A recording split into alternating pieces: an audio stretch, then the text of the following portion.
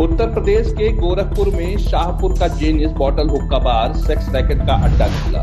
गांव, देहात और कस्बों की लड़कियों को नौकरी के बहाने फंसाकर देह व्यापार में ढकेला जाता था। जनवरी में एक लापता नाबालिग किशोरी के साथ सामूहिक दुष्कर्म के बाद जब यहां छापा पड़ा, उसके बाद पुलिस ने बॉटल हुक्का बार के कारनामों की पड़ताल की तो एक के बाद एक चौंकाने वाली बातें उधड़ती चली गई। अब देवरिया की नंदनी उर्फ परी गिरफ्तार हुई है, जिसके हाई फाई जिंदगी के सपने ने उसे गंदे धंधे में फंसा दिया।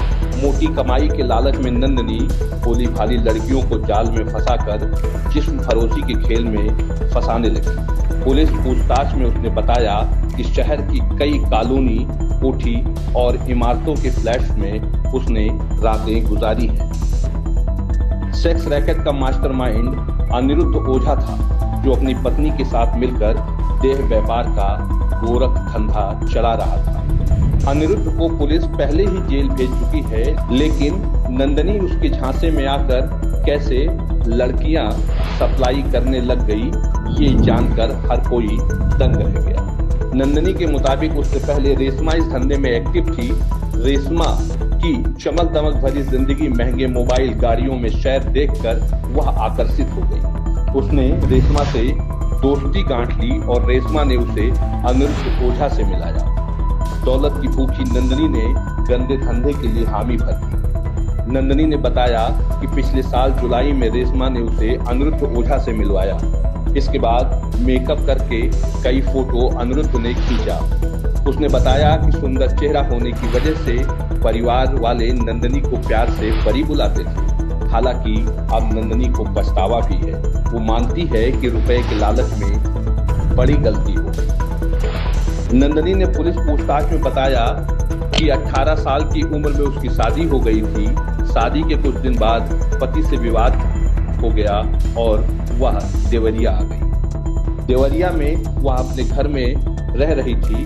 फिर वहां से गोरखपुर में मोहम्मदीपुर के ओरियन मॉल के पीछे किराए का कमरा लेकर रहने लगी। यहीं उसकी मुलाकात रेशमा से हुई। रेशमा भी उसके बगल में ही रहती थी। नंदनी ने बताया कि जब भी धंधे के सिलसिले में कहीं जाना होता था, तब कस्टमर के पास तक कार में बैठकर अनिरुद्ध और उसकी पत्नी रुचि साथ ले जाते थे। यहाँ छोड़कर अगले दिन फिर खुद ऑटो से घर वापस जाती थी। कस्टमर से 10,000 रुपए अनिरुद्ध को मिलते थे, इसमें से 4,000 रुपए उसे दिए जाते थे। बाकी 6,000 रुपए अनिरुद्ध रखता था। रात भर रहने के बाद उसे अनिरुद्ध फोन पे या नगद रुपए देता था। नंदनी ने बताया कि उसने देवरिया की कुछ और लड़कियों को भी अनिरुद्ध से मिलाया था। इसमें से केवल 2 लड़कियां ही उसके जाल में फंसी थी। 4-5 देह व्यापार का नाम सुनकर भाग गई। नंदनी ने बताया कि शाहपुर स्थित होटल फ्लाई इन में हमेशा कमरों में 10 से अधिक लड़कियां उपलब्ध रहती थी। कस्टमर के आने पर वहां के कमरों में जाती थी। होटल में हमेशा अनिरुद्ध रहता था। उसके इशारे पर ही हर काम होता था। नंदनी ने कहा कि जुलाई से, मतलब जब से वह इस धंधे में उतरी, तब से कोई 40 लोगों के संपर्क में आई। इसमें ज्यादातर मर्द 40 से 55 वर्ष तक के अधेड़ थे। उसने कहा कि वह होटल से कम, लेकिन शहर के कई अपार्टमेंट के फ्लैट में ज्यादातर गई। ग्राहकों के फ्लैट तक अनिरुद्ध ही लेकर जाता था। कई बार बुलाने वालों की बात वह नहीं मानती, तब वे नाराज होते थे और अनिरुद्ध को फोन कर शिकायत करते थे। तब अनिरुद्ध दूसरी लड़की लेकर जाता था। इसमें एक भी रुपए नहीं मिलते थे। कई बार ऐसा हुआ कि बुलाने वालों की हरकतों से परेशान होकर भागना भी पड़ा।